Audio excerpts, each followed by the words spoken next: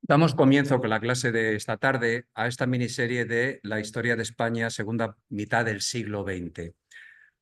Podíamos haber, a la hora de estructurar el curso, podía haberlo interpolado junto con el desarrollo del resto de los países de Europa. Pero me daba la sensación de que hacerlo así hubiera implicado una pérdida de continuidad en el discurso narrativo. Lo que yo pretendo es que todos tengamos claro este periodo que tan de cerca nos alcanza, que lo tuviéramos muy claro, de tal forma que empezando en el año 31 llegásemos hasta las transiciones. Si lo hubiera interpolado con el resto del desarrollo de la segunda mitad del siglo XX, intercalándolo, pues no sé, quizá con Francia, por ejemplo, al hablar del Frente Popular de Francia, haber hablado del Frente Popular en España, o cuando estuvimos hablando de la segunda mitad del siglo XX, explicar, por ejemplo, el desarrollismo, la edad de oro del capitalismo y a su vez explicar esa etapa de desarrollismo de la década de los 60 en España, hubiera tenido un espejo, una secuencia en el relato que hubiera podido entenderse en el proceso, como dicen los franceses, evenemencial. Una palabra un poco traída, cogida por los pelos. La historia evenemencial, es decir, la historia de los hechos. Pero eso nos impediría tener una lectura, que es lo que yo pretendo hacer con esta miniserie, una lectura más comprensiva de un periodo de tiempo tan extraordinariamente importante y que todavía no ha sido leído, creo que con la mesura, la moderación que los acontecimientos requieren. Así que con ese objeto, con el objeto de tener un proceso secuencial continuado para que nos dé idea de cómo se desarrollaron los hechos históricos, es por lo que vamos a dedicar las últimas clases de lo que queda de curso a esta miniserie de historia de España en la segunda mitad del siglo XX. Y empezamos con la Segunda República. Y empezamos con la Segunda República y la primera parte de estas dos clases que le voy a dedicar a la Segunda República son estos epígrafes que tenéis delante de vosotros. La República llegó en un hermoso día de sol, el colapso de la monarquía. Y ahí es donde haremos una breve recapitulación de lo que ya vimos en dos clases que le dedicamos a principios de curso a la dictadura de Primo de Rivera. Es así que quise insertarla dentro del desarrollo secuencial que en su momento se estaba dando en el resto de Europa, finalizada la Primera Guerra Mundial. Por tanto, el colapso de la monarquía. El gobierno provisional llegó y se puso a gobernar. Los enemigos de la República. La República tuvo enemigos, pero fundamentalmente tuvo enemigos en los dos arcos extremos. La Iglesia, por un lado, y los anarquistas, por otro. Y luego otra serie de enemigos que irán saliendo a lo largo del desarrollo de estas dos clases. Esas cortes constituyentes. Es evidente que la República ha llegado como consecuencia de un proceso anormal. Es un cambio de régimen fruto de unas elecciones municipales. Eso no es normal. Lo cierto es que así sucedió. Y en consecuencia, ya lo estoy adelantando, la República tuvo que dotarse de un aparato jurídico, de un marco constitucional, de un contrato social y por esa razón convocó urgentemente, rápidamente, cortes constituyentes. Cortes constituyentes que también fueron cortes legislativas.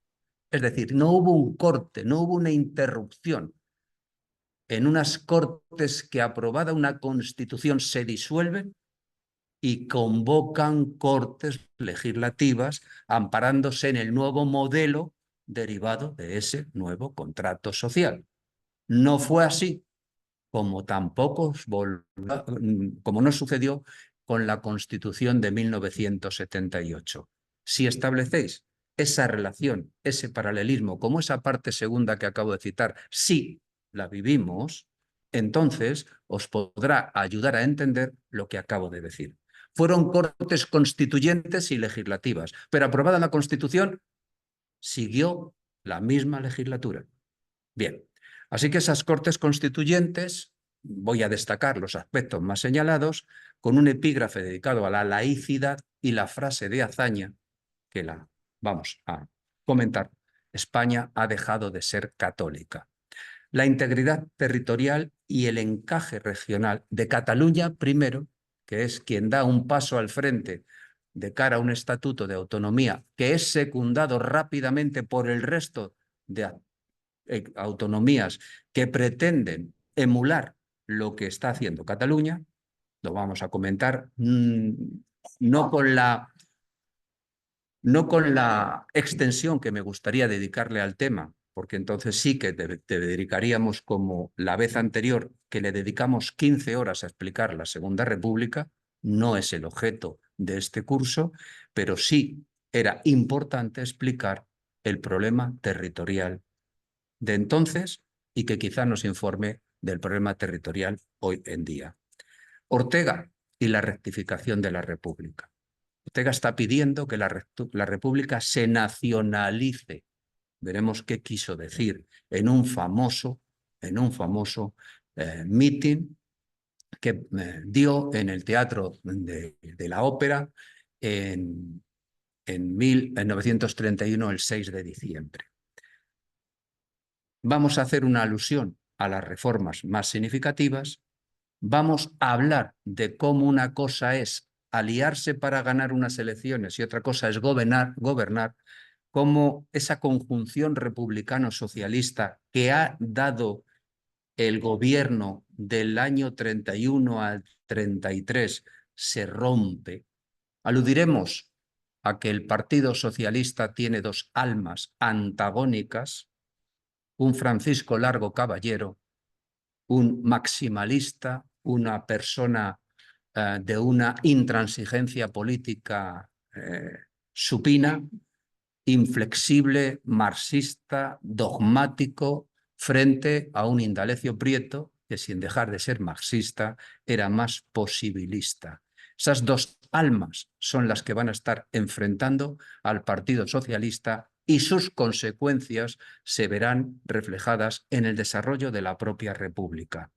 Y finalmente haremos una alusión a Niceto Alcalá Zamora, que nunca jugó el papel que debió de haber jugado, que es el de árbitro. El presidente de una república, el jefe del Estado, en este caso en una monarquía parlamentaria, tiene una función de árbitro, nunca de litigante. Niceto Alcalá Zamora, quizá a su pesar, no lo sé, es una opinión personal, nunca entendió que su papel era el papel de árbitro y urdió, maniobró y actuó con intención de manejar los resortes del poder desde la presidencia de la República a través de personas interpuestas. En esta clase no saldrá Casares Quiroga, no, perdón, Portela Valladares, no saldrá Portela Valladares, saldrá en la próxima. La República llegó como consecuencia de unas elecciones municipales. Cuando, recordando, explicamos la Paz de París de 1919, que puso fin a la Primera Guerra Mundial, todo lo que era el orden establecido en Europa hasta ese momento se dislocó. El resultado, como ya ha quedado explicado en este curso, fueron determinadas revoluciones en algunos lugares más significativas que en otros. Es el caso, por ejemplo, de los espartaquistas al inicio de la República de Weimar en Alemania. Es el caso del bienio rojo en Italia que da como respuesta el surgimiento del fascismo. Es el caso también de un intento de revolución bolchevique, el trienio bolchevique, en palabras de Díaz del Moral, el notario de Bujalance, que escribió en ese momento contemporáneo a los hechos, cuando en el año 1917, el PSOE se lanza a una huelga revolucionaria en un intento de cambiar el modelo aprovechando las circunstancias que se estaban dando en el conjunto de Europa y, a su vez, los anarquistas, que sí que controlaban mucho más eficazmente el agro, estaban también intentando cambiar el modelo de cosas. ¿Por qué? Porque el modelo de la restauración llevado a cabo por Cánovas del Castillo y Prásedes Mateo Sagasta en 1876, en 1919-20 ya no tiene recorrido. Ese modelo de la restauración que supuso un apaciguamiento en una España cuyo siglo XIX, si por algo se caracteriza, es por un enfrentamiento visceral entre dos o tres conceptos de entender qué es España, ese modelo que pone en pie Cánovas del Castillo y Sagasta con la alternancia en el gobierno, el turnismo, una ficción de democracia, pero como había en otros países de Europa, no vamos a ser una excepción, tampoco en esto, lo cierto es que para estas fechas ya no era posible. Y el resultado es una dictadura en la que Primo de Rivera da un golpe de Estado. En realidad es un pronunciamiento militar. Es un pronunciamiento militar con el beneplácito, la aquiescencia, el consentimiento expreso, si no al principio, desde luego sí con sus actos, lo refrendó por parte de Alfonso XIII. Lo estoy recordando, ya lo hemos comentado en su momento. Por tanto, Alfonso XIII sí que jugó también un papel. Quizá la Constitución de 1876 sí le permitía jugar en el terreno político, cosa que no le permitía la Constitución de la Segunda República, Aniceto Alcalá Zamora. Digo esto porque era una constitución donde la soberanía residía en el rey más el reino, el rey más el reino. No era la soberanía, residía en el pueblo, como decían las Cortes de Cádiz o como dice la actual Constitución, sino que es un liberalismo en el que se permite dogmático, se denomina así, surge en Francia en los años 30, en la monarquía orleanista, y tiene un amplio recorrido porque le va a permitir al jefe del Estado, entrar en el juego político. Por eso ese tipo de liberalismo permite la soberanía compartida entre el rey y el reino, donde el rey actuaría de una suerte de presidente del gobierno que nombra primeros ministros. Agotada la dictadura de Primo de Rivera en sus propios planteamientos, fundamentalmente porque Alfonso XIII borboneaba a Primo de Rivera, es una expresión contemporánea, le trataba de manejar y de manipular, y Primo de Rivera dijo que a él no le borboneaba a nadie y por eso presentó su dimisión, por eso y porque no encontró el respaldo de los capitanes generales para seguir en la dictadura. Entonces, Alfonso XIII quiso que el tiempo no hubiera pasado y le pidió al general Berenguer, al que nombró presidente del gobierno, que convocara unas elecciones sin prisa pero sin pausa.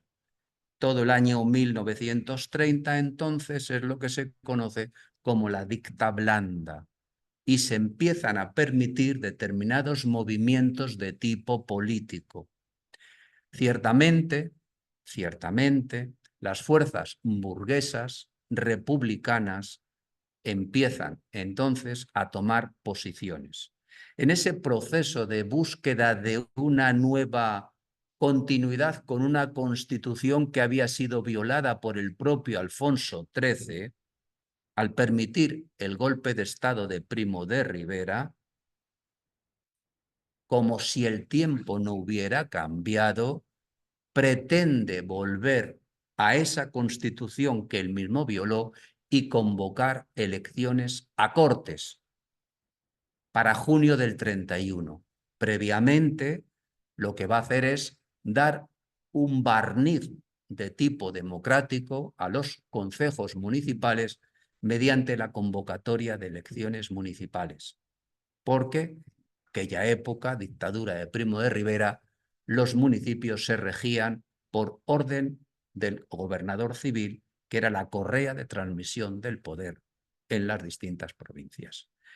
Bien, dicho todo esto, el 12 de abril se convocan elecciones municipales. Ese 12 de abril era domingo.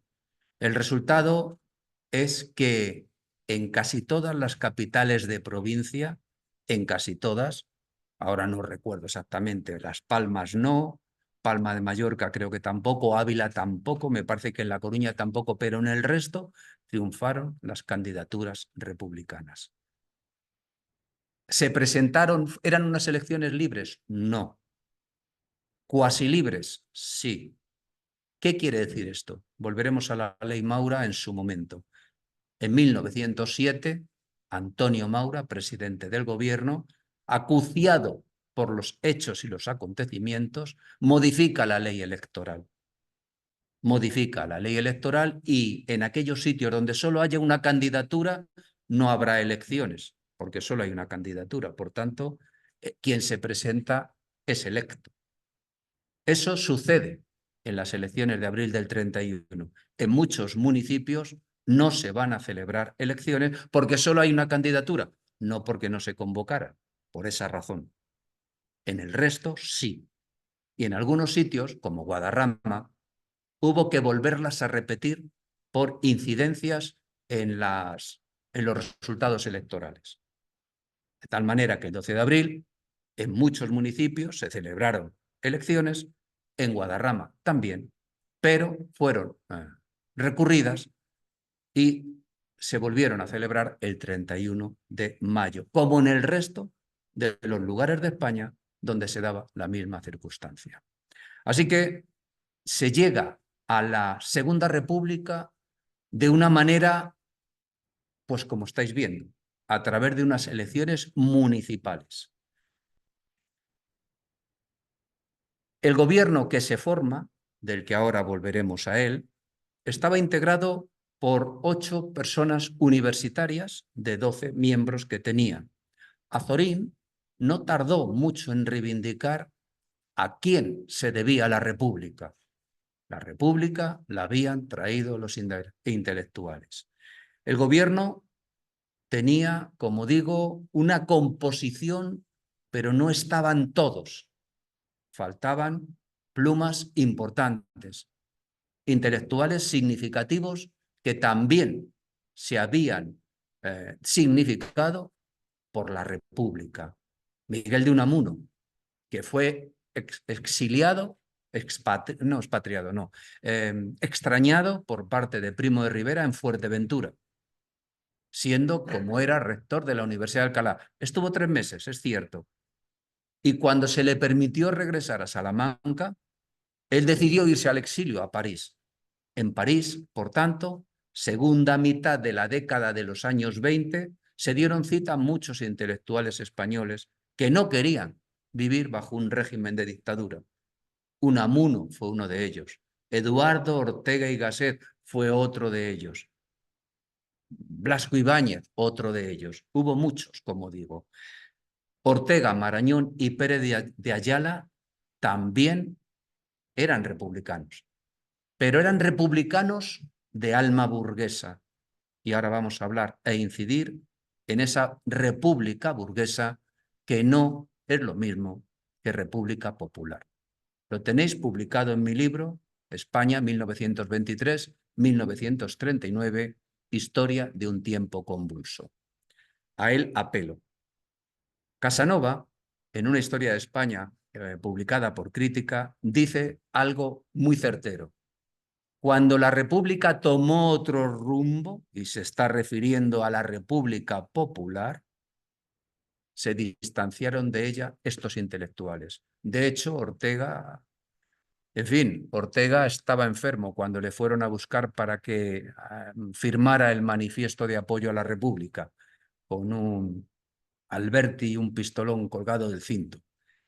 Ortega se tuvo que refugiar en una casa auxiliar de la legación polaca y tuvo que salir de España en el año 37 con un carné de la CNT y estuvo exiliado en París.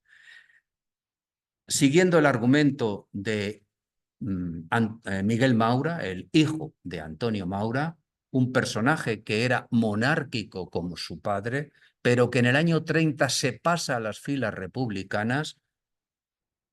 Miguel Maura, de quien tomo esta frase, dice: la monarquía no regaló el poder, lo dejó en el suelo y fueron los republicanos quienes lo tomaron. Por esa razón, Azorín, de una manera totalmente reivindicativa, en el diario Crisol, el 4 de junio del 31, lo dice alto y claro: los intelectuales han traído la República. La República es de los intelectuales. La han hecho posible. Son los que ahora ocupáis el poder, se refiere a los políticos, sois solo los parteros. Nosotros, los intelectuales, la hemos engendrado. Durante 30 años, con perseveración, hemos cambiado la sensibilidad social del país. Y esto os obliga a vosotros, los políticos, primero a la modestia y segundo a la serenidad. Exigimos serenidad porque tenéis que gobernar para todos por encima de pasiones y resentimientos. Azorín lo que les estaba pidiendo a los políticos es que hicieran su oficio en beneficio de todos. Es una tarea difícil, porque ese gobierno provisional del que habéis visto la fotografía institucional, ese gobierno provisional tenía diferentes almas. En su inmensa mayoría era de una conjunción republicano-socialista de sentimiento de izquierda, porque también estaba el Partido Radical de Lerroux y el Partido Republicano Radical Socialista. No voy a insistir demasiado en esto porque nos pilla tan lejos, nos pilla a tanta distancia, sobre todo desde un conocimiento poco amplio de cómo eran aquellos partidos y aquellas denominaciones, que no quiero confundir y los aludiré tangencialmente. Me centraré más en los nombres de sus cabezas visibles. La República, por tanto, nació de la manera que va dicha, pero radicalmente en contra se pusieron dos grupos sociales muy poderosos: la Iglesia y ese control social, ideológico, a través de la religión de las masas, y por otro lado los anarquistas, que tenían una fuerza tremenda, tremenda. Los socialistas, a través del sindicato UGT, solamente eran significativos en las zonas industriales de España. Y en esta época España no era un país muy industrial. Eran, por tanto, potentes en la zona fundamentalmente del País Vasco, en parte de Cataluña, en Asturias. En el campo no tenían tanto predicamento como lo tenía la CNT. Por eso van a crear un sindicato, Federación Nacional de Trabajadores de la Tierra, que va a ser la correa de transmisión a través de la cual un discípulo de Largo Caballero se va a manejar con solvencia. Lo iremos viendo. Antonio Machado, y me parece preciso traer esta cita, en el año 37, fijaros, en el año 37, en Recuerdos, el 14 de abril de 1931 en Segovia, dice: era un hermoso día de sol. Con las primeras hojas de los chopos y las últimas flores de los almendros, llegaba al fin la segunda y gloriosa República Española. La República salía de las urnas, acabada y perfecta, como Minerva de la cabeza de Júpiter. Es poco conocido el papel de Machado en esta primera etapa de la República. Él estaba de catedrático de latín en Segovia. Había venido de Soria, estaba en Segovia, ya había enviudado, como sabéis. El gobierno de Berenguer ni a Azaña, perdón, ni a Ortega, ni a Marañón, ni a Pérez de Ayala les permitió presentar una agrupación al servicio de la República que ellos habían organizado ya en el último trimestre del año 30. No se lo permitió. Por eso he dicho que la dicta blanda era arbitraria, permitía o negaba a voluntad del poder. En este caso, no lo permitió en Madrid. Machado les brindó Segovia y allí en Segovia fue presentada hasta la fotografía de la parte de detrás del escenario, la fotografía que nos ha llegado. Era una ciudad, Segovia, cuna de los comuneros. Y eso, durante todo el siglo XIX, los comuneros y la rebelión de las comunidades de Castilla es un mito trascendental porque viene a representar una lucha por la libertad desde la perspectiva de los historiadores decimonónicos. De los comuneros ya le dedicamos en su tiempo, en su momento, el tiempo necesario. No se puede entender la revuelta la rebelión de las comunidades de Castilla con el sentido que se le quiso dar en el siglo XIX. Dicho todo esto como paréntesis aclaratorio, sigo el desarrollo. Machado y otros republicanos hicieron tremolar la bandera republicana desde el ayuntamiento y controlaron el orden y ejercieron el gobierno durante 3 días. La República nacía, por tanto, como un bálsamo que iba a curar todos los males, iba a cambiar España. El tiempo demostraría que las fuerzas antagónicas ni querían la República en ningún momento. Simplemente, a modo de orientación, tenéis aquí los partidos más significativos de este preciso momento histórico. Tenéis el Partido Socialista, de ideología marxista, la Alianza Republicana de Manuel Azaña, que luego se transmutará en Izquierda Republicana, de orientación de izquierda, republicanos de izquierda, el Partido Republicano Radical Socialista de Álvaro de Albornoz y Marcelino Domingo, el Partido Republicano Radical de Lerroux y de Martínez Barrio, que se extinguirá, Martínez Barrio creará otro partido en el año 34, el Partido Republicano Progresista y la derecha liberal republicana de Alcalá Zamora y de Maura. 2 monárquicos convertidos en republicanos en el año 30. Miguel Maura, en sus memorias, cuenta que se dirigió a visitar a Alfonso XIII y éste le preguntó: ¿a qué vienes, Miguel? Y él contestó: a decirle a vuestra majestad que me paso a las filas de la República. Bueno, año 30. Y luego estaba la agrupación al servicio de la República ya citada. Naturalmente había más, pero estos son los más significativos. La cronología de los hechos ya la he narrado más o menos, pero la tenemos aquí de manera puntillosa, es lo que ya he contado. El 12 de abril, elecciones municipales. Triunfan las candidaturas republicanas en las ciudades. Ya he dicho que no en todas, en casi todas.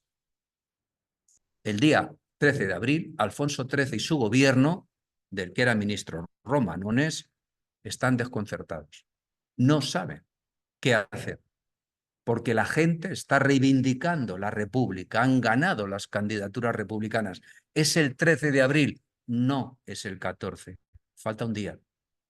En ese tiempo llega el 14 y se precipitan los acontecimientos. El general Sanjurjo, en el año 31, en abril, el 14, por la mañana, vestido de paisano, era director general de la Guardia Civil, vestido de paisano, se presenta a las autoridades de un gobierno impectore, que es el gobierno provisional, que habéis visto en la fotografía del inicio de la clase, y se pone a su servicio. Por la tarde, vestido de militar, de general, está en el Consejo de Ministros o está al servicio de ese Consejo de Ministros. El Consejo de Ministros de la monarquía en este momento tiene dos almas. La intransigente, protagonizado por Juan de la Cierva, que le pide al rey que declare el estado de guerra, saque el ejército a la calle y se acabó. Por otro lado está Romanones, que como es un político flexible, vamos a llamarlo así, es un hombre con amplio recorrido desde la Restauración, lo que está diciendo es que se le dé la posibilidad de hablar con ese gobierno provisional impectore y tratar de negociar una tregua. Al final, esa reunión se va a llevar a cabo, le van a autorizar, y se va a llevar a cabo en casa del doctor Gregorio Marañón.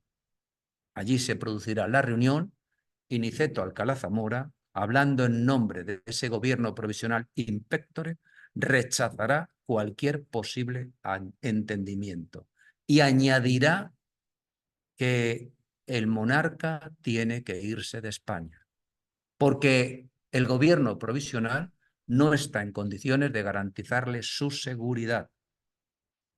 En consecuencia, como a las 9 de la noche, Alfonso XIII sale por la puerta falsa del Palacio de Oriente, camino de Cartagena, donde se le dice que no pase ni por Murcia porque no se garantiza el control del orden público en la ciudad de Murcia y, por tanto, va a Cartagena sin pasar por la ciudad de Murcia. Y ese gobierno empieza a gobernar. Empieza a gobernar. El objetivo principal es convocar cortes constituyentes. Ese es el objetivo principal. Lo he dicho en la presentación de la clase. Objetivo secundario, desmontar ese antiguo régimen, esa monarquía de la Restauración de Cánovas del Castillo y Prase del Mateo Sagasta. Y los procedimientos para poner en marcha todo lo necesario hasta convocar cortes constituyentes y dotarse de una nueva constitución, de un nuevo marco jurídico, van a ser una serie de decretos. Los tenéis aquí. El día 15 de abril al día 29 de abril. La segunda quincena del mes de abril, como veis, el gobierno provisional de la República empieza a emitir una serie de decretos de los que luego iremos desgranando los más significativos. Por ejemplo, la Ley de Términos Municipales. Una ley fundamental desde la perspectiva del jornalero, no desde la perspectiva del terrateniente que explota la tierra a través de jornaleros. El día 27 de abril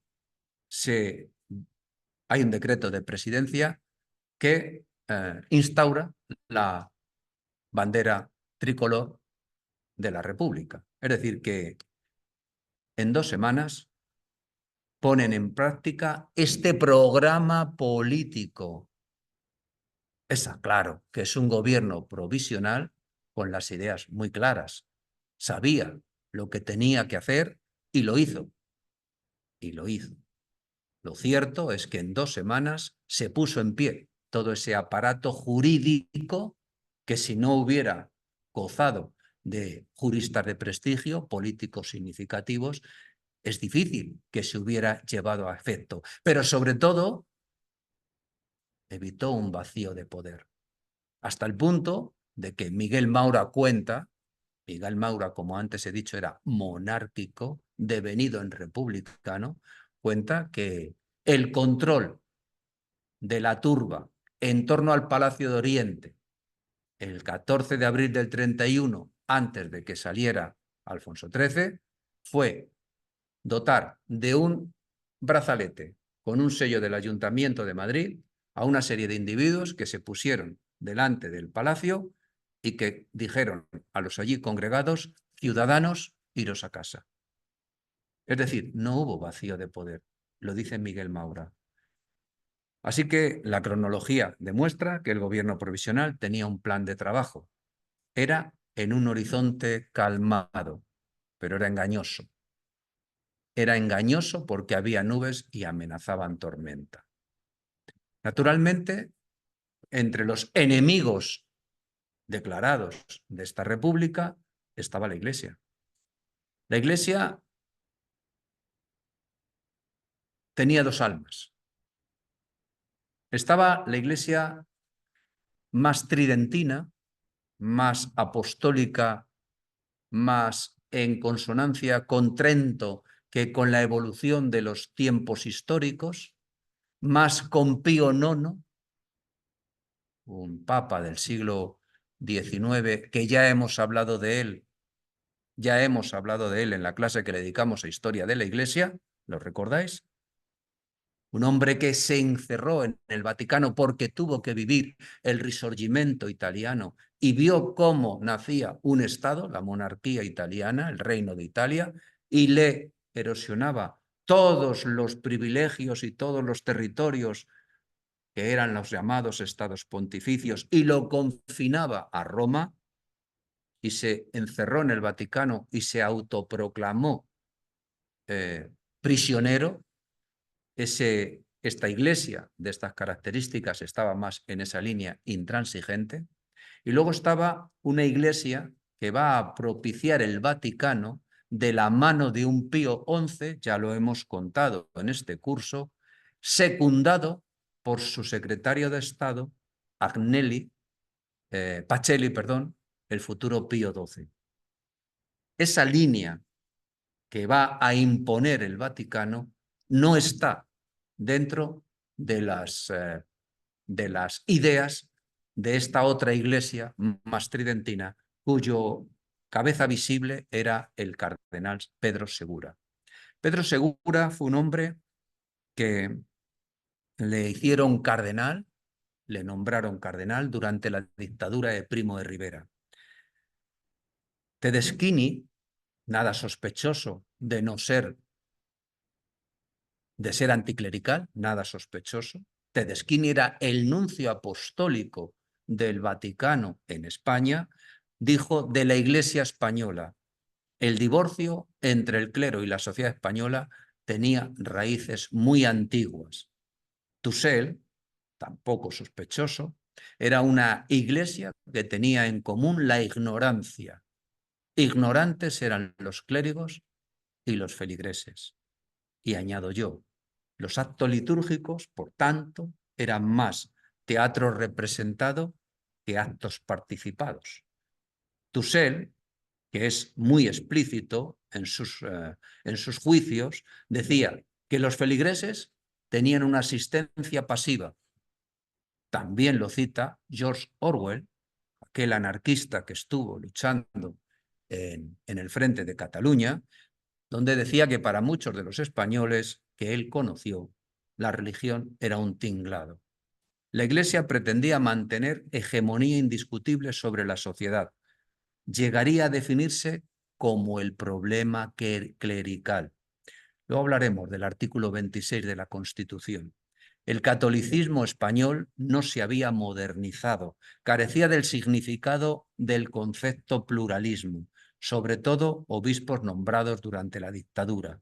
La República producía opciones providencialistas, el nuncio Tedeschini, pero también ultraclericales.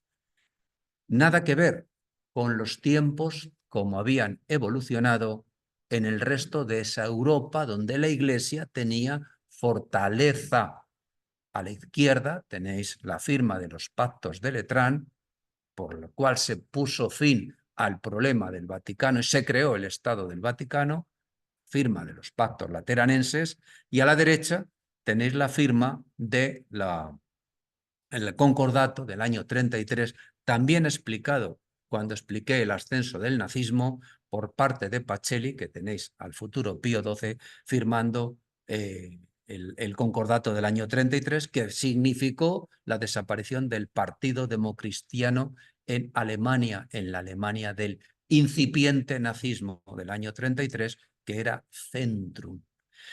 Por tanto, esta España, esta iglesia española, esa parte de esa iglesia española, era una iglesia que estaba más en consonancia con tiempos pasados que con tiempos contemporáneos. Y en estas había un personaje llamado Tedeschini, ya lo he dicho y ahora lo volveré a aludir, del que Tarancón, en su libro Confesiones, cuando alude a esta parte de esta historia, le cita como, con ese lenguaje diplomático florentino tan propio de este tipo de personajes tan elevados, como un príncipe de la Iglesia. Ese príncipe de la Iglesia tuvo que enfrentarse a una situación complicada porque el cardenal Segura no era partidario de la vía posibilista o accidentalista que le dictaban desde el Vaticano y que Tedeschini tenía que ser su correa de transmisión. Contra Tedeschini tenía dos problemas de significada importancia. El personal. Tarancón dice de él que era un príncipe de la Iglesia, palabras de lenguaje florentino. Le gustaba el dinero y le gustaba vivir bien.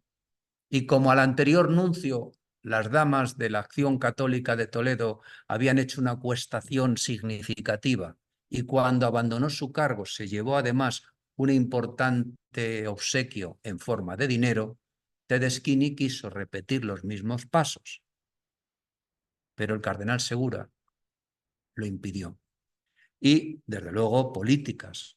No quería aceptar esa vía posibilista que le marcaba el Vaticano. Hubo una tregua entre abril y el 1 de mayo. Lo tenéis ahí secuenciado. Hay una carta pastoral del cardenal Segura que le va a poner fuera de España. Que le va a poner fuera de España, propiciado por los propios católicos posibilistas con Herrera Oria, que todavía no es cardenal, es simplemente el director del debate, él simplemente el director, pero el hombre que va a recoger el mensaje del Vaticano para crear aquí un partido de acción católica significativo, representante de la acción posibilista o accidentalista que se está dictando desde Roma. Por tanto, en esa carta pastoral, Pedro Segura lo que va a hacer es una remembranza del pasado, que a él no le fue tan mal. Fue nombrado cardenal primado de las Españas. En esa mirada al pasado, alaba la figura de la monarquía y de Alfonso XIII. Alertaba a los fieles del momento que estaban viviendo, de la gravedad del momento. Algunas disposiciones recientes en daño a los derechos de la Iglesia y otras más graves que se anuncian. Apelaba al deber de los católicos, que era acudir a la oración. También decía que ese deber de los católicos hacia el gobierno provisional debía ser en la línea accidentalista que le marcaba Tedeschini vía a Roma, pero no estaba convencido en absoluto. No eran palabras sinceras, porque en el punto 5 dice: el deber de los católicos en su acción política. Católicos, republicanos o monárquicos, dice en su carta pastoral, podéis noblemente disentir cuando se trate de la forma de gobierno de nuestra nación o de intereses puramente humanos, y destaco en amarillo, pero cuando el orden social está en peligro, cuando los derechos de la religión están amenazados, es deber imprescindible de todos uniros para defenderlos y salvarlos. La situación se va a precipitar.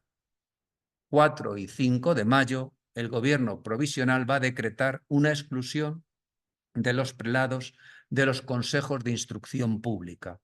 Es una república que va a consagrar en la Constitución que está por redactarse la laicidad del Estado. Es una república que tiene en la cabeza la Tercera República de Francia.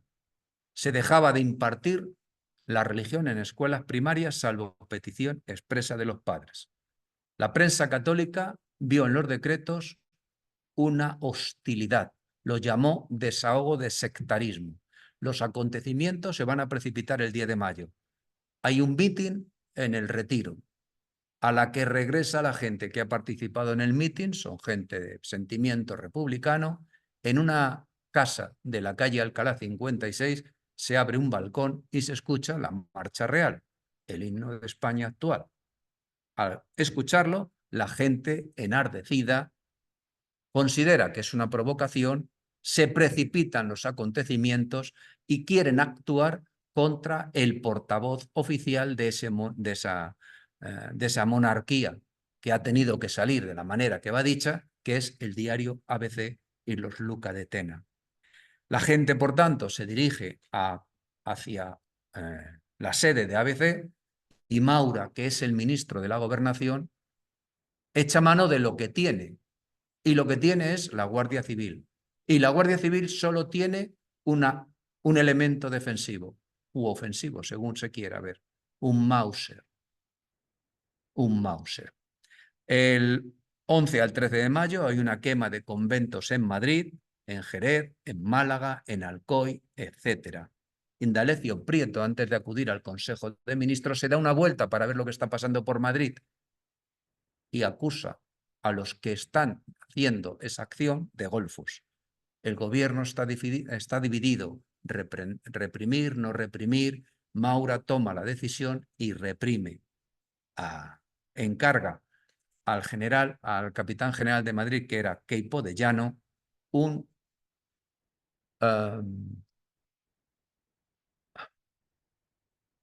conspirador contumaz,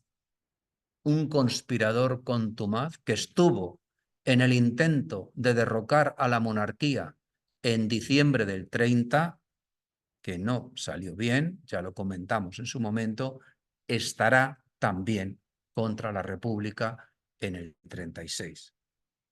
Y aquí tenéis unas imágenes del momento, y Miguel Maura entiende que no puede reprimirse una manifestación con un Mauser y crea los guardias de asalto, a los que dota de una pistola y una porra de caucho. Los anarquistas. Se ha discutido mucho sobre quiénes fueron los autores de aquella quema de conventos. Se ha discutido mucho. Ciertamente no hay consenso, porque tampoco se tiene claro quiénes fueron. ¿Pudieron ser anarquistas? Sí. Infiltrados monárquicos, tampoco se rechaza, y desde luego jacobinos de segunda fila del Ateneo de Madrid. Maura, Madariaga tienen un parecer similar y son actores que vivieron los hechos. Tamames no, pero les sigue. Casanova, mucho más reciente que Tamames, va por el mismo camino y añade, Julián Casanova añade, nunca más se volvieron a quemar conventos hasta el 36. Todos coinciden en la gravedad del daño que le hizo a la República. Alejó a los católicos moderados de la República. Pero son los anarquistas que han estado proscritos, no así la UGT, durante la dictadura de Primo de Rivera. La UGT y Largo Caballero fue el representante en la Organización Internacional del Trabajo de España. En cambio, la CNT estuvo proscrita. La CNT tenía un alma que la había cooptado, que era la FAI, Federación Anarquista Ibérica. Contra ellos se actuó, no se les toleró, Muchos de sus dirigentes estaban en la cárcel al llegar la República. Estos dirigentes entendieron que la República era burguesa y, por tanto, no era la opción que querían los anarquistas, que estaban en contra de cualquier atisbo de Estado. En consecuencia, desde el primer momento conspiraron o actuaron en contra de la República, y Franco también, pero era Ramón Franco, que junto con Queipo de Llano, en diciembre del año 30, lanzó unas octavillas convocando a la huelga revolucionaria de la que ya he hablado al aludir a Queipo de Llano. Y llegamos a las Cortes Constituyentes. Como antes he dicho, las Cortes Constituyentes eran necesarias para dotarse de un nuevo marco jurídico a un gobierno que venía de una situación con unas leyes que eran monárquicas. Por tanto, había que dotarse de un nuevo marco jurídico, de un nuevo contrato social. De ahí que se convocaran Cortes Constituyentes. El objetivo era que ganaran las candidaturas republicanas y perdieran las contrarias, lógicamente. Los monárquicos estaban totalmente desarbolados. El 14 de abril les pilló totalmente desarbolados.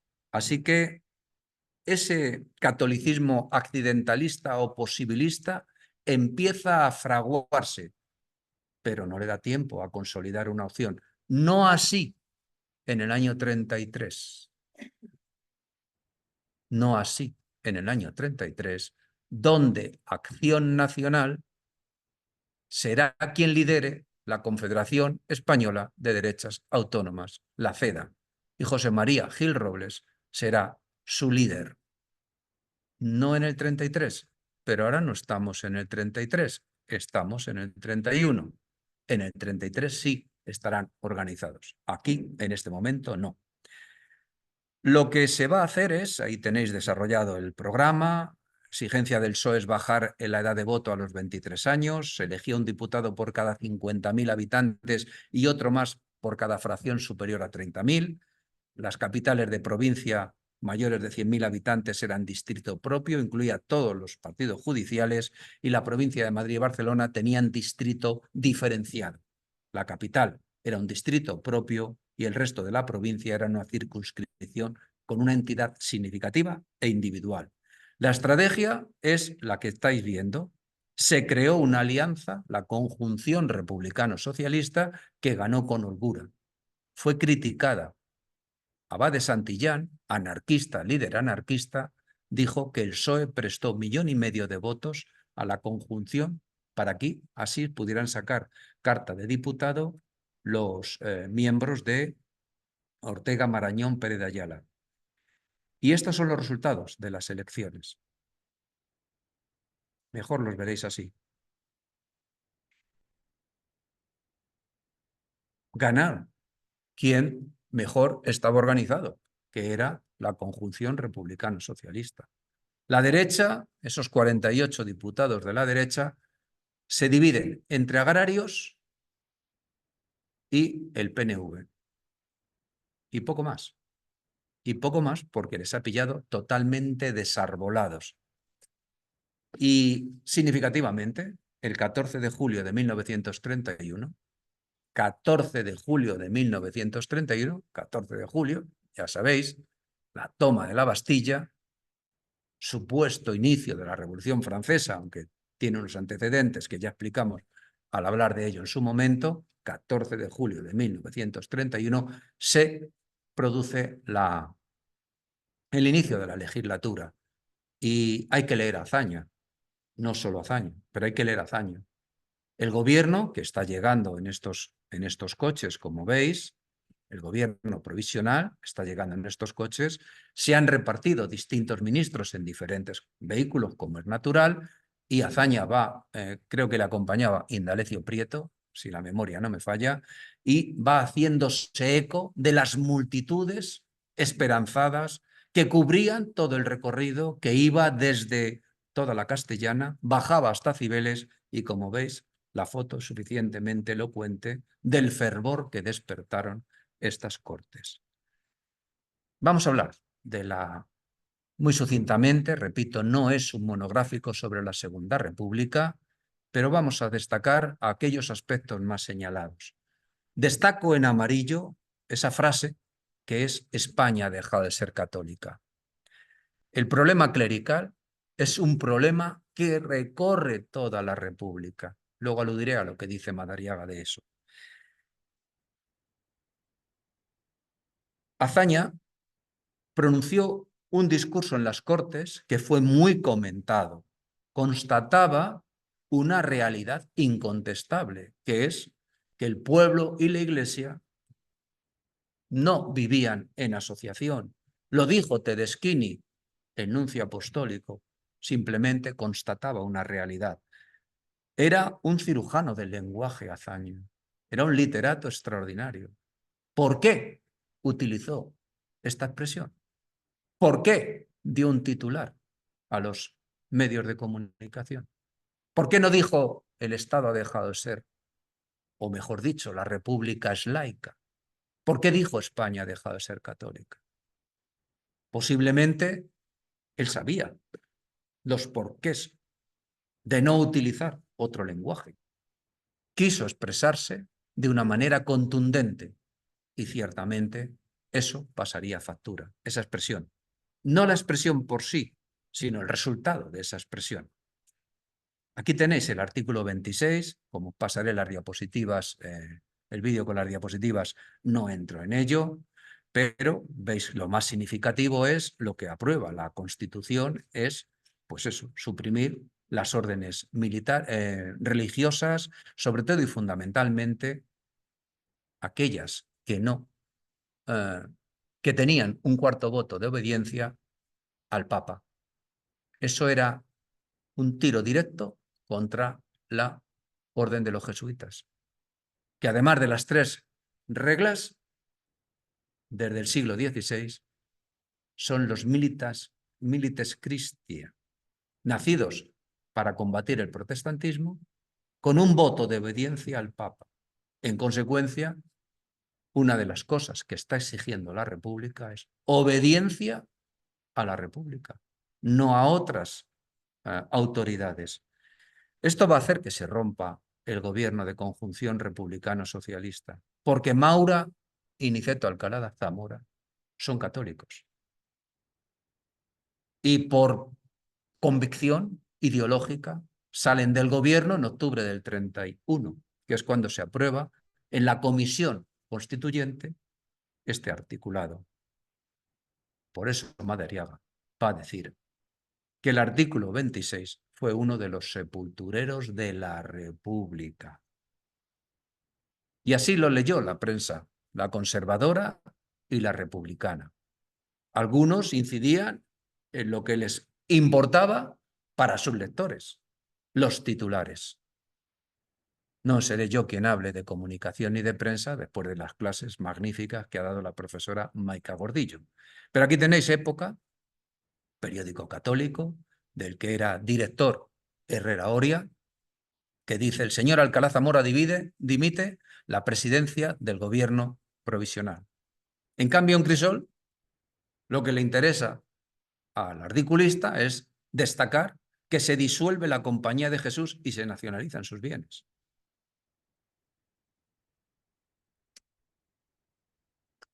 La Constitución de la República. Me he permitido valerme de una extraordinaria pequeña obra del gran Quevedo, Los grandes anales de 3 meses. Bueno, pues él le llamó los grandes anales de 15 días.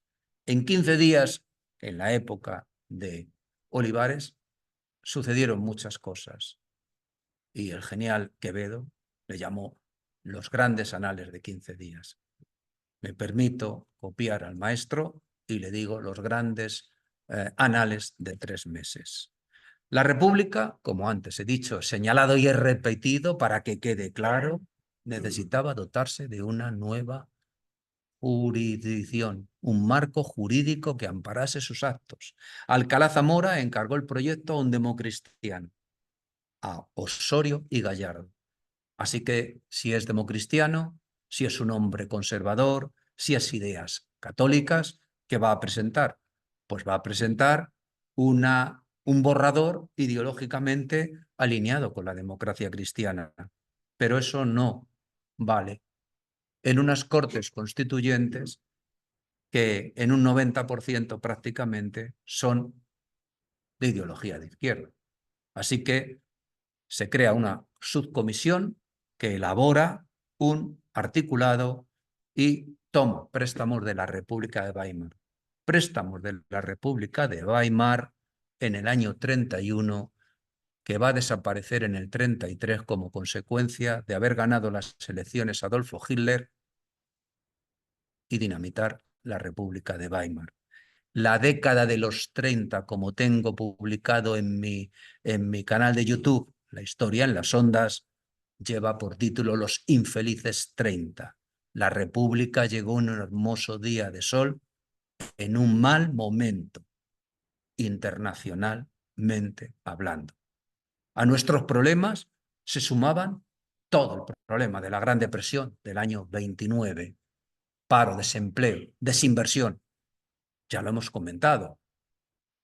Y todo ese discurso mesiánico de los movimientos totalitarios populistas que pretenden hacer creer que son la solución a los males de la gente.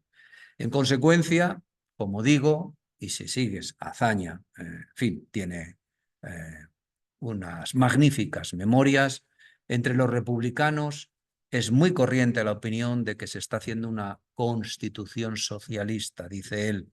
Maura me decía que esta constitución es inaplicable, que nadie puede gobernar con ella y que habrá que reformarla enseguida. Así que vamos a entenderla mejor si entendemos la composición de aquellos grupos políticos que apoyaban al gobierno. Estaba el PSOE, estaba el Partido Radical de Lerroux, el Partido Republicano Radical Socialista de Álvarez de Albornoz y Marcelino Domingo, la Alianza Republicana de Azaña y el Partido Republicano Progresista de Alcalá Zamora y Maura. Pero, como consecuencia de la aprobación del artículo 26, salen del gobierno Maura y Alcalá Zamora. Y Lerroux en cuanto se apruebe la Constitución. Lo estaban los grupos regionales o nacionalistas con los catalanes que estaban buscando que su estatuto de Núria, ese que presentan a la República, fuera aprobado. Pero, ya lo veremos oportunamente, la República no iba por ese camino.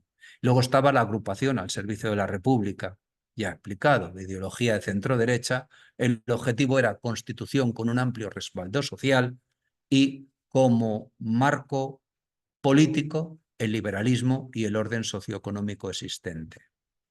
Luego estaba la derecha no republicana, fundamentalmente los conservadores.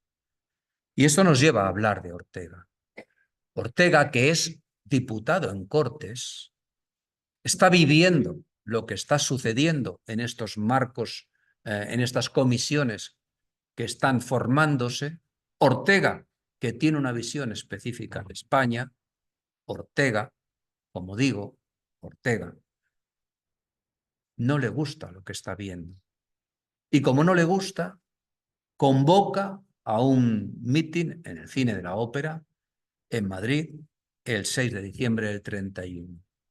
Él lo que pide es la rectificación de la República. En líneas generales, Ortega señaló que la deriva de los hechos estaba desilusionando a la gente, que la República estaba muy sesgada a la izquierda, la situación que alentaba o propiciaba la reacción. La República, por tanto, decía él, se debía modernizar y garantizar la igualdad. Había que nacionalizar la República, decía. Él proponía la creación de un gran partido de centro que integrase y que anulara a los extremos, sin citarlos, porque no los citó expresamente, pero los presentes sí sabían de quiénes estaba hablando, citó a Gabriel Maura, hijo de Antonio Maura, hermano de ese ministro de Gobernación, Miguel Maura, a Maura, Gabriel Maura, que podría aglutinar el espectro de la derecha de ese partido, y en el espectro de la izquierda, Manuel Azaña. Azaña no asistió, pero le contaron aquel discurso de Ortega y su opinión es que se había inclinado demasiado a la derecha. Lerroux va a ver su oportunidad.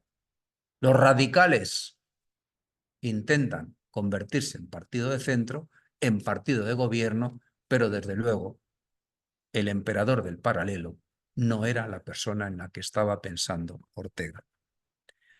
Y eso nos lleva ya a la jura de la Constitución de un señor del que hemos hablado al principio, don Niceto Alcalá Zamora. Un señor que se va en octubre del 31, cuando se aprueba el artículo 26 de la Constitución en la subcomisión, porque habla de la laicidad del Estado y que no tiene empacho el 11 de diciembre en jurar la Constitución y ser elegido presidente de la República. Es una contradicción, ¿no os parece? 2 meses han pasado desde que no acepta lo que se ha aprobado en esa subcomisión de la Constitución y no tiene empacho en jurar el cargo de presidente. Desde luego, las palabras de Azaña son significativas y no las escribió pasados los hechos, las escribió según estaban sucediendo. Y dijo, le han votado a Alcalá Zamora como presidente de la República, le han votado sin entusiasmo y mucho disgusto. Se hacen presagios poco placenteros sobre su gestión. Lo iremos viendo. Esto nos lleva a los estatutos de autonomía. Perdón. El emperador, buena pregunta, perdón. El emperador del paralelo era el apodo con el que se conocía Alejandro Lerroux en Barcelona por el profuso uso que hacía de los cabarets que había en el paralelo en Barcelona en aquel entonces. Por eso se le llamaba el emperador del paralelo. Buena pregunta, gracias por hacerlo porque creía que era del común general conocimiento.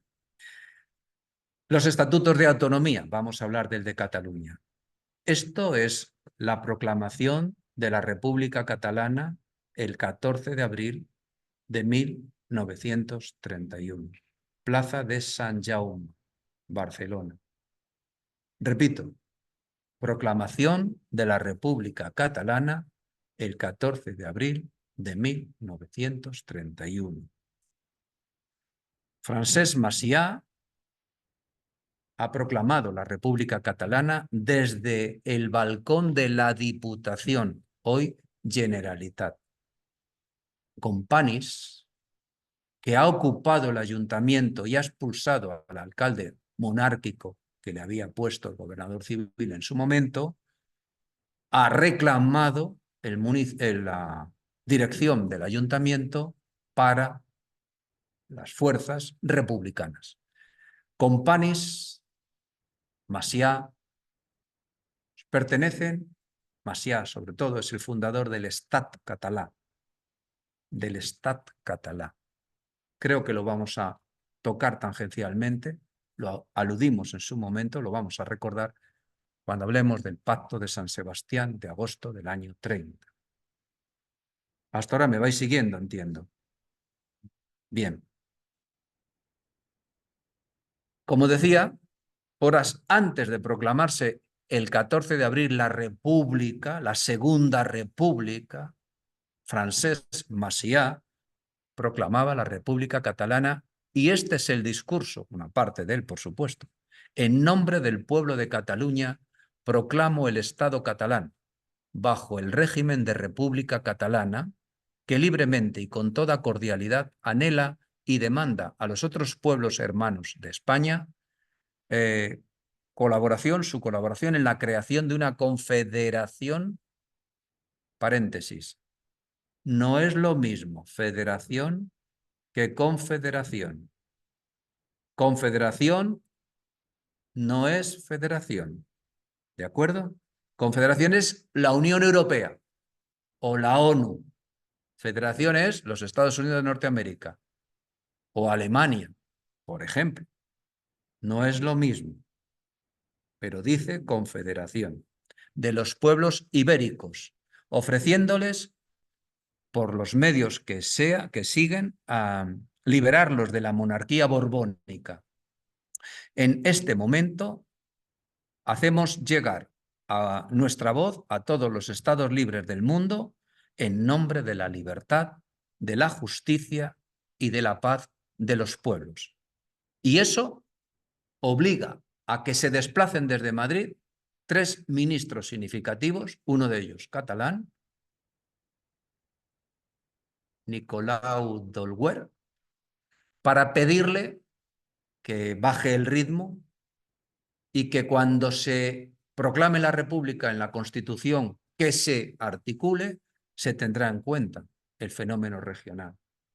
Esto que pasa en abril del 31, exactamente lo mismo pasó con la proclamación de la Primera República, también en Cataluña, y hubo que mandar una serie de emisarios, entre ellos catalanes, que frenasen, pidieran en Barcelona que se frenase la declaración de una república catalana. El problema es recurrente. El Pacto de San Sebastián, del que antes había hablado, agosto del 30, cuando se presenta... ¿cómo se llamaba? Se apellidaba Carrasco como yo, el nombre no lo recuerdo. En nombre del Estado catalán, del Estat català de Macià, se han unido en San Sebastián, en el casino de San Sebastián, gente como Azaña, Indalecio Prieto, que va a título personal, que no representa al PSOE, Lerroux, Maura, algunos más, para hablar del futuro de una república, agosto del 30. Estoy retrotrayendo unos meses. Este Carrasco y Formigal, así se apellidaba, el nombre no lo recuerdo, se presenta en nombre del Estat català diciendo que ellos van a proclamar la República Catalana en una confederación de estados ibéricos. Bueno, Maura cuenta que no llegaron a las manos por poco, pero al final convinieron que cuando se aprobase, llegase la República, se tendría en cuenta el problema regionalista. Así que ha llegado la República y esta gente se retira a Nuria, en el Pirineo gerundense, y redacta un estatuto, el Estatuto de Nuria. Y ese es el estatuto que van a traer a las Cortes Constituyentes y se lo presentan a Alcalá Zamora. Pero mediante el progreso del articulado de la Constitución, lo que sí dice la Constitución de la Segunda República es que España era un Estado integral, los límites irreductibles de su territorio actual. Nada de autodeterminación, nada de federalismo y mucho menos de confederalismo. Sí reconocía las autonomías. Azaña en sus memorias dejó constancia de lo pesado que resultaba el debate de este tema. Y como veis, sí tenía respaldo popular. Hubo una votación en favor del estatuto, el referéndum popular, votos afirmativos 486.000, negativos 3.000. Eso lo dice La Vanguardia de agosto del 31. Esa etapa reformista nos lleva a hablar una síntesis, porque ya he dicho que esto no es un monográfico sobre la Segunda República, ya he dicho que cuando lo tratamos en su momento le dedicamos 15 horas, no tenemos 15 horas para dedicárselo a la Segunda República. Estoy intentando sucintamente tratar de expresar las ideas fuerza, trataros de llegar lo más significativo. Síntesis sobre la legislación más destacada sería organización nacional, un Estado integral con reconocimiento de autogobiernos, un derechos y deberes de los españoles con esa polémica que es el artículo 26 y su articulado subsecuente, que habla del tema de la laicidad del Estado, el artículo 36, que reconoce igualdad de derechos civiles a las mujeres. España es uno de los primeros países en reconocer el derecho de voto a las mujeres. Clara Campoamor es la responsable de pelearlo. Era miembro del Partido Radical de Alejandro Lerroux.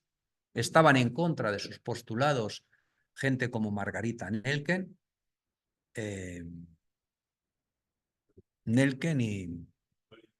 y Victoria Kent, gracias por el apunte, porque entendían, eran gente militaban en el PSOE, entendían que si se les reconocía el derecho de voto a las mujeres, no tenían formación política.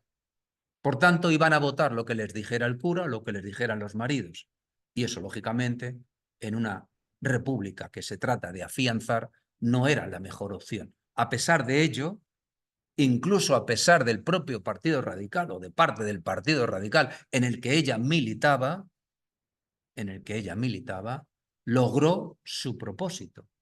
Y es curioso, hay que leer a Azaña, que se pasaba de vez en cuando por el Congreso y escuchaba los debates que había en la tribuna y decía que era, con cierto, si se quiere, ironía, decía los debates que había dialécticos entre Clara Campoamor y estas otras señoras antes citadas, y que incluso algunos miembros del Partido Radical no secundaban los postulados de Clara Campoamor. Repito, ella militaba en el Partido Radical.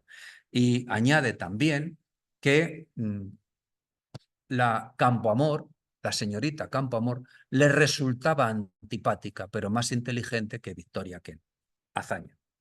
Eso dice Azaña. Por cierto, Clara Campoamor también se tuvo que ir de España en octubre del 36, precisamente para evitar ser asesinada, y casi la asesinan en un buque que la llevaba hacia Italia, porque en ese buque había falangistas.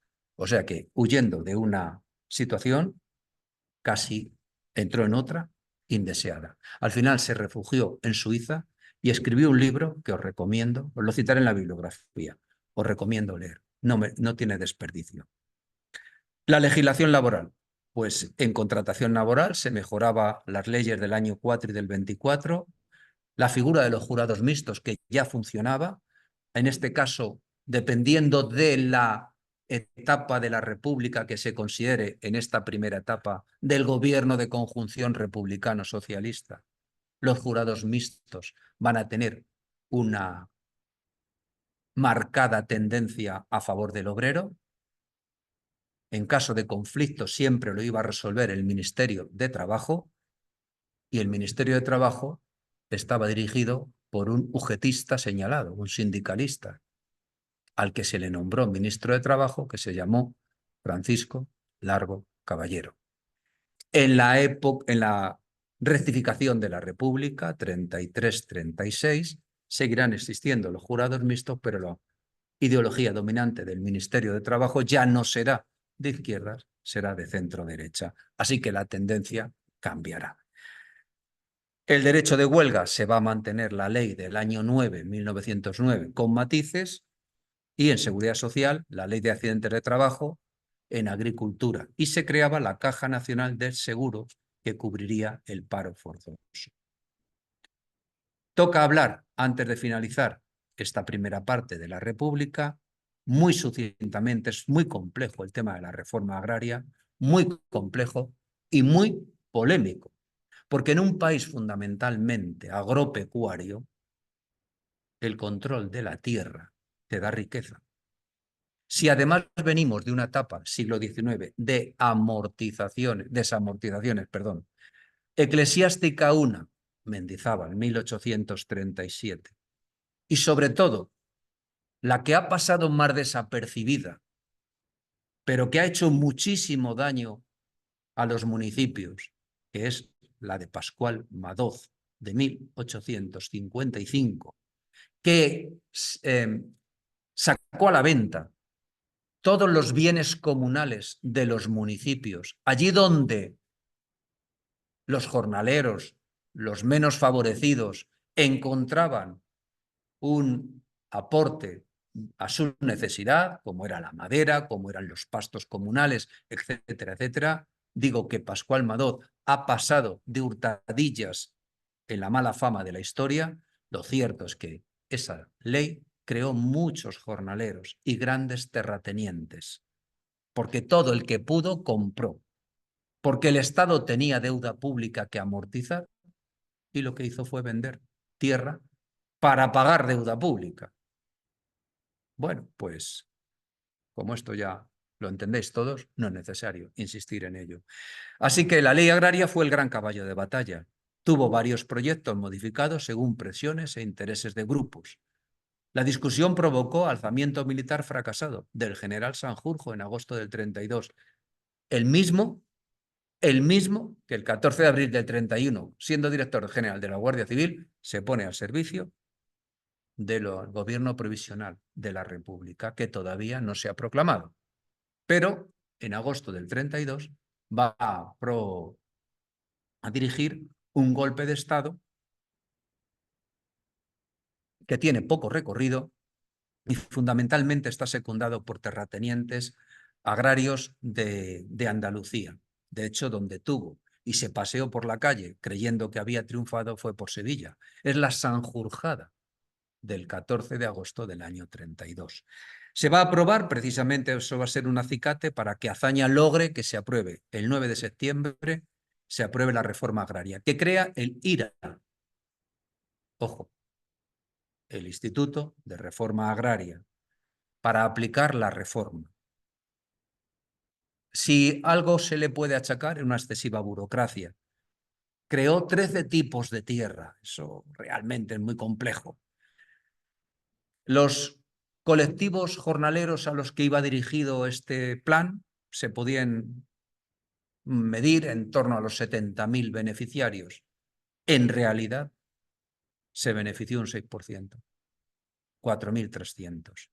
González Calleja, os citaré el libro colectivo, magnífico, en fin, os lo traeré, creo que os lo traeré. Pesa 3,5 kilos o 4. Letra apretada, pero lo traeré porque merece la pena. González Calleja dice, frustró las esperanzas de miles de campesinos del sur y por las disposiciones adoptadas hizo que pequeños y medianos campesinos se acercaran a los sectores más reaccionarios. Para Manefakis, que sigue siendo fundamental leer su libro sobre la reforma agraria y han pasado 40 años largos, Malefakis dice que repartía tierra y que era el Banco Nacional Agrario que financiaba créditos. Se prometía devolver a los municipios las tierras comunales perdidas durante la amortización de Madoz. También hubo una reforma militar. Si recordáis, en esas 2 semanas, el día 22 de abril, siendo ministro de la Guerra, Azaña dice exigencias a oficiales del ejército, juramento de fidelidad a la República. Como dijo Lister en sus memorias, Memorias de un luchador, solo publicó un tomo, murió antes de publicar el segundo. En Memorias del luchador dijo, no todos lo vieron como positivo, muchos de los oficiales que se fueron eran de ideas liberales, quedaron en los puestos de mando generales y coroneles reaccionarios. Bueno, el objetivo era reformar el ejército, por tanto, la administración del territorio pasó Marruecos a tener una administración civil, un ejército de fuerza de ocupación con funciones de seguridad, efectivos reducidos en un 50%. Hemos dicho que estamos viviendo en los infelices 30 las consecuencias de la crisis de 1929, que la conocéis bien porque la hemos explicado en este curso. También se modificó la recluta, el servicio militar era 1 año, había excepciones, 4 semanas a los universitarios y bachilleres, 6 meses si habían pagado una cierta cantidad, 8 meses si habían observado un buen grado de aplicación. Tamames dice, con otros historiadores, que son reminiscencias del pasado. Desde luego Azaña tuvo éxito al aplicar la reforma, y lo dice Ortega. ¿Qué buscaba Azaña? Pues buscaba que la nueva base del ejército fuera de una oficialidad de complemento no profesional que se integrara en la sociedad civil y se reincorporase a filas en caso de necesidad. Fracasó. Cuando estalló la guerra civil, la República apenas contó con cuadros militares, lo dice Tamames. Y eso nos lleva a algo que este es el final y a su vez el principio de la clase del próximo martes. En el año 33 se ha producido un desgaste en la acción de gobierno. Toda acción de gobierno erosiona, produce desafección, produce gente descontenta. No van a ser ellos menos. Hay unas elecciones municipales en abril. En aquellos municipios donde no se había llevado a cabo, como dije al inicio de la clase, aplicando la ley Maura. Apenas eran representativos, pero me parece que representaban el 2%, sí, lo pongo ahí, el 2% del censo electoral, pero ganan las derechas. Y eso va a hacer que las derechas presenten una hoja de ruta apoyada en un respaldo electoral, de un 2% del cuerpo electoral, no importa. Depende de cómo quieras leerlo, así lo presentarás. A su vez, por otro lado, hubo que cambiar 15 miembros del Tribunal Constitucional. No se llamaba Tribunal Constitucional, era Tribunal de Garantías Constitucionales. Era el Tribunal Constitucional a todos los efectos. Formalmente era el Tribunal de Garantías Constitucionales. El resultado es 15 miembros no hacían, pero también eran opciones de derecha. Con lo cual, el presidente de la República pasó a hacer política. Lo dije al principio, Niceto Alcalá Zamora no supo ejercer el papel de árbitro que se le debía exigir. Por tanto, no supo hacer ese papel y además no se llevaba bien con Azaña. Y Azaña no se llevaba bien con él. Tenían antipatía personal el uno contra el otro. Hizo, por tanto, un uso político del cargo de presidente, retiró su confianza a Azaña y encargó a Lerroux, que no tenía el apoyo de la Cámara, que solo había sacado 90 y tantos escaños en las elecciones de junio, le encargó que formase gobierno. El PSOE no iba a apoyar a Lerroux, apoyaba a Azaña. Le retira la confianza a Azaña y se la da a Lerroux. Eso está abocado al fracaso. Quizá lo estuviera buscando. Así que el PSOE lo que va a hacer es considerar que su alianza con los republicanos burgueses no tiene mayor recorrido. Lerroux no es la persona en la que ellos confían. Así que si no tiene la mayoría, la situación se vuelve ingobernable. Y lo dejamos aquí, en el inicio del gobierno de Alejandro Lerroux. Porque va a haber unas elecciones en noviembre del 33, porque las va a ganar la CEDA. Hablaremos de la ley electoral de la Segunda República, que ya adelanto, que favorecía las alianzas electorales, que, como dije al inicio de la clase, en el 31 en junio no hubo unión electoral por parte de las derechas porque estaban desarboladas. En el 33 las derechas sí se van a presentar unidas bajo el epígrafe CEDA, Confederación Española de Derechas Autónomas, dirigente Gil Robles, y la izquierda no se va a presentar unida porque el PSOE no quiere saber nada de los republicanos, a los que considera que le han vuelto a traicionar como lo hicieron en el 17, y se presenta por sí mismo. El resultado será lo que veremos. ¿De acuerdo? Lo dejamos aquí y si hay alguna duda, creo que es el momento de plantearla. Discúlpame, por favor.